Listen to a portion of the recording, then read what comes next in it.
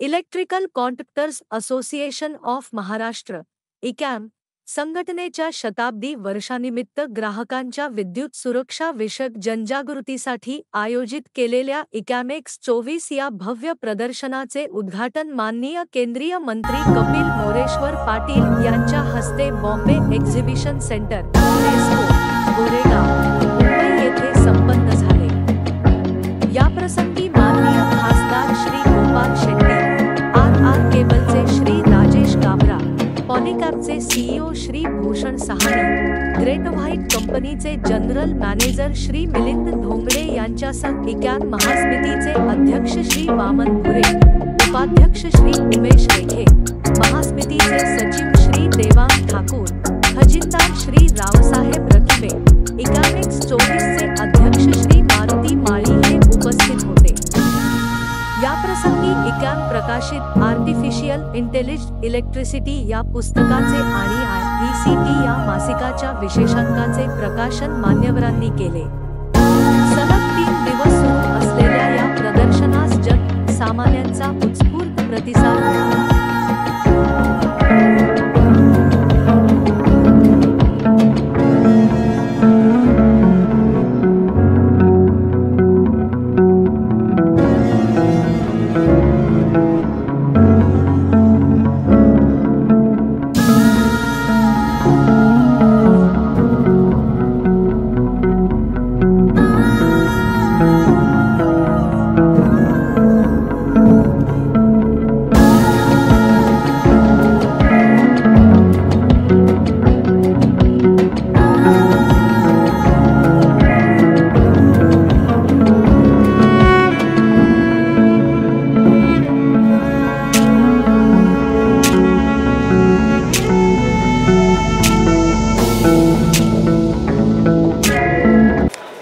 Electrical contractor association के माध्यम से आज यहाँ पर लगभग 200 स्टॉल इलेक्ट्रिक से संबंधित जितने भी उपकरण हैं उनके यहाँ पे लगाए गए हैं और खाली स्टॉल में उनके पास जो प्रोडक्ट है उसका एग्जीबिशन नहीं रखा है।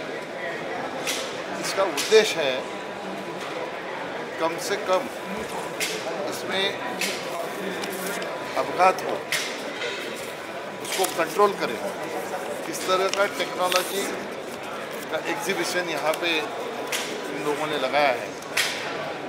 इसका मतलब ऐसा है, हम ऐसे हमेशा कहते हैं कि पानी की बचत ही पानी की निर्मित, वैसे ऊर्जा की बचत ही ऊर्जा की निर्मित, वैसे ही लोगों के जीवन को सुरक्षित करने का संकल्प ये एग्जीबिशन के माध्यम से अलग अलग जो कंपनियां हैं उनके प्रोडक्ट के माध्यम से लोगों के सामने लाने की कोशिश यहाँ पे इन लोगों ने की है।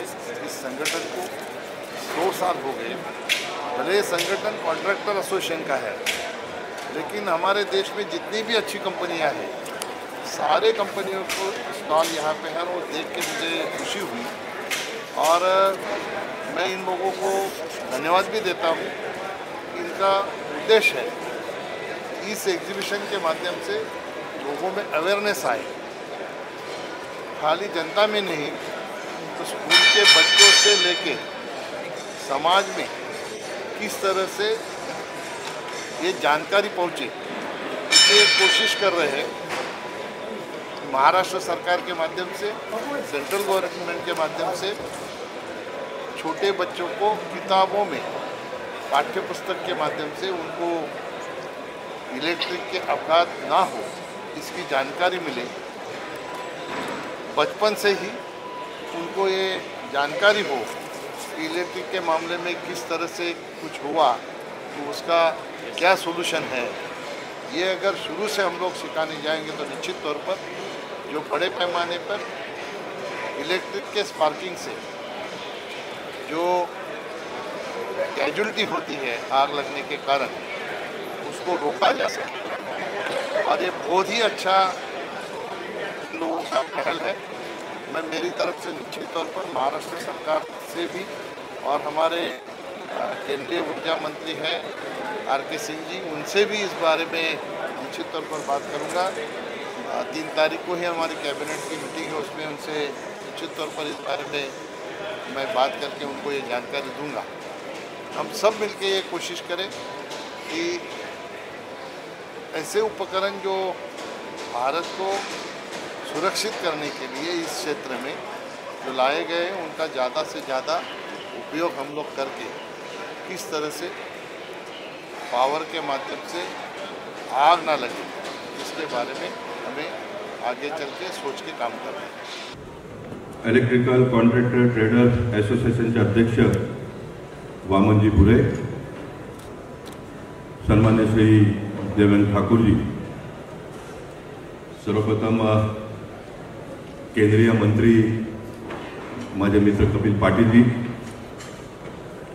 अन्य सर्व प्रतिष्ठित मान्यवर, या कार्यक्रमासाठी उपस्थित असलेले सर्व ट्रेडर्स आणि कॉन्ट्रॅक्टर्स बंधू आणि भगिनी, मी सर्वप्रथम आपण सर्वांचा शताब्दी वर्षात आपण लोकांनी प्रवेश केला त्याबद्दल मनापासून आपण सर्वांचं अभिनंदन करतो। आपण सर्वांना भावी काळासाठी खूप खूप शुभेच्छा देतो आणि या 100 वर्षाच्या वाटचालीत पहिल्या दिवसापासून तर आजपर्यंत ज्या ज्या लोकांनी आपलं योगदान दिलं त्याने आपण आज स्मरण करूया।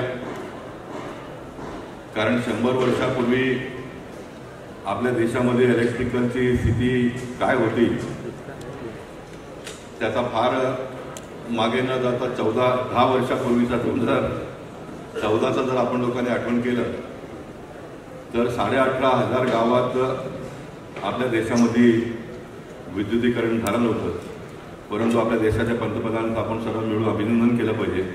आज आपण सर्व गावामध्ये विद्युत पोहोचवून we are in surplus today, म्हणजे कोणी अपेक्षाही करत नव्हतं आपण आता सरप्लस वीज उत्पादन करतो आणि अनेक नवीन प्रकारच्या टेक्नॉलॉजीच्या माध्यमातून स्वस्तामध्ये कमी दरामध्ये आपण येणाऱ्या काळामध्ये वीज पुरवठा कसा करू शकतो याबाबतही खूप मोठा अभ्यास सुरू आहे आणि त्याबद्दल आपण सर्व कामही करतो। नक्कीच देशाने जी उंचाई गाठली आहे त्याच्यामध्ये इलेक्ट्रिकलच्या कामामध्ये काम करणारा शेवटचा माणसापासून तर वरचा इंजिनियर पासून तर मंत्रीपर्यंत आपण सर्वांचं इथे आठवण करून त्यांना धन्यवाद दिला पाहिजे। आणि नक्कीच ज्यावेळी देशाचे पंतप्रधान येणाऱ्या काळामध्ये देशाला आणखीन खूप उंची प्राप्त करून देण्याचा ज्यावेळी विचार करतात तर इलेक्ट्रिसिटी ही एक अशी वस्तू आहे का जे सर्व म्हणजे ह्याच्याशिवाय कोणी जगू शकत नाही। जसं पाणी हवा शिवाय आपण जगू शकत नाही अशा आधुनिक जगामध्ये इलेक्ट्रिसिटी शिवाय आपण पुढे जाऊ शकत नाही। इतकी मोठी ताकद निर्माण करणारी ही आपला हा क्षेत्र आहे आणि म्हणून मुंबई शहराचा किंवा देशाचा वैभव जर आपल्याला रात्रीच्या वेळी पाहायचा तर ते डिजिटल इंडियाच्या डिजिटलच्या माध्यमातून इलेक्ट्रिसिटीचा खूप मोठा वाटा आहे त्याच्यामध्ये। आणि मी वामनजींच्या मताशी सहमत आहे। इतका मोठा शक्ती निर्माण करणारा किंवा देशाला आणखीन मजबूती प्राप्त करून देणारा हा क्षेत्र असलं तरी शालेय शिक्षणामध्ये पाठ्यक्रमामध्ये इलेक्ट्रिसिटीच्या बाबतीत मुलांना त्यांच्या अभ्यासक्रमात ते यायला पाहिजे अशा प्रकारची कल्पना तुमच्या मनात येणं वामनजी ही खूप मोठी गोष्ट असं मला वाटतं। आणि म्हणून मला आणि कपिलजीला ज्या कोणी आज ह्या कार्यक्रमात पकडून आणलं तर नक्कीच आम्ही दोघे मिळून ह्या कामाला पुढे नेण्यामध्ये खूप मोठा सिंहाचा वाटा करू शकतो।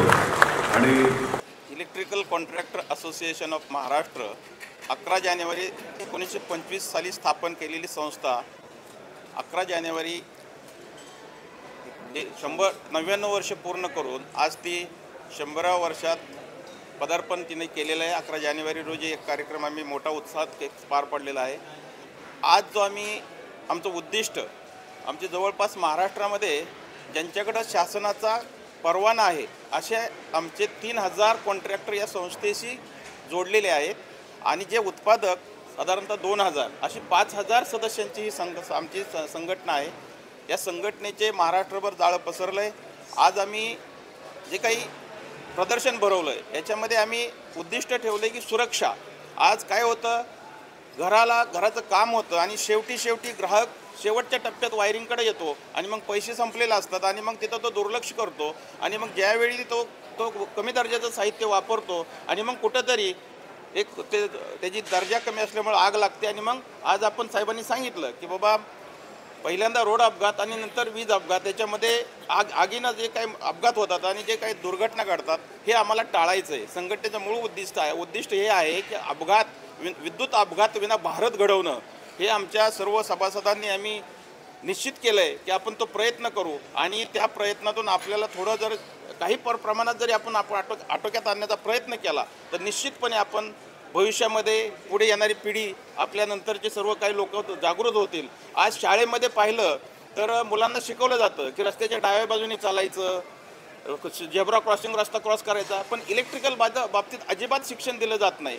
आम्ही केंद्र सरकारला आमच्या असोसिएशनच्या मार्फत आज मंत्री महोदय येणार आहेत आणि आम्ही आपल्या देशाचे पंतप्रधान नरेंद्र मोदी साहेब यांना आम्ही सांगणार आहे की आमचा प्रयत्न आहे, आम्ही असं निवेदन देतोय की शाळेमध्ये लहान मुलांपासून आपण इलेक्ट्रिकल सुरक्षेबाबत जर आपण जागृती करण्याचा प्रयत्न केला तर ह्याचं फळ आपल्याला आज नाही पण पुढे 10-15 वर्षांनी आपल्याला चांगलं बघायला मिळेल. म्हणून शालेय पुस्तकात विद्युत सुरक्षा याचा अभ्यासक्रमामध्ये समाविष्ट करा असं आम्ही केंद्र सरकार राज्य सरकारला म्हणजे करण्यासाठी विनंती करणार आहोत.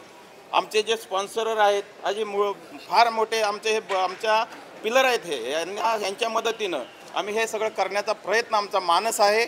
आणि विद्युत ग्राहक आज जे आम्ही भरवलं आहे आम्ही कदाचित ही सुरुवात आहे, या सुरुवातीमध्ये आम्ही 10 लोकांना जरी कन्वर्ट करायला करू शकलो की विद्युत सुरक्षेबाबतीत तुम्ही ते पाळली पाहिजे हे आमचं उद्दिष्ट आहे. पॉलिकॅब असेल, ग्रेट व्हाईट असेल, RR काबिल असेल ही मंडळी आमच्याबरोबर आहे. फार मोठी विद्युत क्षेत्रातली फार मोठ्या कंपन्या आमच्याबरोबर आहेत. अनेक बारके जे काही स्टॉल होल्डर जे आता आमच्याकडे सामील झालेत ही फार मोठी मंडळी आमच्याकडे सामील झाली. या आमच्या कार्याला यांचा हातभार मोठा लागणार आहे आणि मी जनतेला या ठिकाणी हेच आवाहन करेल की विद्युत सुरक्षेबाबतीत अजिबात तडजोड करू नका. घरातली उपकरणं चांगल्या त्या उपकरणं जर शॉक लागला, अपघात झाला, जीवितहानी होते हे टाळण्यासाठी आमचं 100 वर्ष जुनी संघटना आहे. काही बोटावर मोजणे इतक्या संघटनेमध्ये याचं गणना होते. तुम्ही गुगलवर गेला तर 100 वर्ष जुन्या संघटना आणि सगळ्यात महत्त्वाचं आज ती चांगल्या पद्धतीनं आपलं कार्य करते. महत्त्वाचं की अशा वेळी माझ्यासारख्या एका खेडेगावातून आलेल्या माणसाला या संघटनेचे नेतृत्व करण्याची संधी मिळाली त्याबद्दल माझ्या सर्व सहकारी मित्रांचं मी आभार मानतो आणि जनतेला आवाहन करतो की आपण विद्युत सुरक्षेकडे दुर्लक्ष करू नये. धन्यवाद. जय हिंद, जय Maharashtra. General secretary electrical contractor association of Maharashtra. साहेबांनी जसं सांगितलं इलेक्ट्रिकल सेफ्टी हे फार महत्त्वाचा विषय आहे आणि मी ज्यावेळेस कॉलेजमध्ये शिकत होतो तर तिथे जेव्हा टेस्टिंगचे इक्विपमेंट होते तर एखादा मुलगा त्या लाईव्ह वायरजवळ गेला तर आमचे सर सांगायचे की त्याच्याजवळ जाऊ नको, इथून स्वर्ग फक्त 2 बोटं लांब आहे. तर तो मोठा संदेश आहे. तर मला पण सगळ्यांना आवाहन करायचं आहे. बरेच लोक काय करतात की पैसे वाचवण्यासाठी इलेक्ट्रिकल कॉन्ट्रॅक्टरकडनं काम करण्यापेक्षा कोणीतरी वायरमन धरून आणायचा आणि त्याच्याकडनं काम करायचं. मेजर ठिकाणी काय होतं आहे की जो लोड आपण घेतो त्या लोडपेक्षा जास्ती आतमध्ये आर्किटेक्ट काय करतो, आतमध्ये छान तुम्ही एक फ्लॅट घेतल्यानंतर आतमध्ये छान 50-60 लाईट लावायला लावतो, हे करायला लावतो, ते करायला लावतो. पण त्याच्या मागे बॅक साईडला जे काही इन्फ्रास्ट्रक्चर आधी जे केलेलं असतं ते 4 लाईटचं असतं, तिथे 50 लाईट लावलेले असतात. तर तोसुद्धा आम्ही जेव्हा कॉन्ट्रॅक्टर काम घेतो त्यावेळेस तो त्याचा विचार करतो. पण त्यावेळेस तो कॉन्ट्रॅक्टर नसतो, तो फक्त आतमधलं छान तयार करतो आणि नंतर काही दिवसानंतर त्या वायर तेवढा लोड घेत नाहीत, वीक होतात, शॉर्ट सर्किट लागतं आणि शेवटी बदनाम काय होतं की कॉन्ट्रॅक्टरनी काम बरोबर केलं नाही आणि त्याच्यामुळे अपघात होतो. तर माझी सगळ्यांना रिक्वेस्ट आहे की तुम्ही इलेक्ट्रिकल कॉन्ट्रॅक्टरकडनंच कामं करून घ्या आणि आमची जे सेफ्टी साहेबांनी सांगितलं ही आमची थीम आहे आणि त्याच्यावरती आम्ही आमचं काम सुरू केलेलं आहे. तर आम्ही त्याच्यासाठी सेमिनार पण 3 दिवस आम्ही सेमिनार पण ठेवलेले आहेत वेगवेगळ्या विषयांवर. तर त्याच्यामध्ये सेफ्टीवरतीच सगळे सेमिनार आहेत. तर सगळ्यांना माझं आव्हान आहे की त्या सेमिनारला सुद्धा सगळ्यांनी उपस्थिती लावा. जय हिंद, जय महाराष्ट्र. धन्यवाद.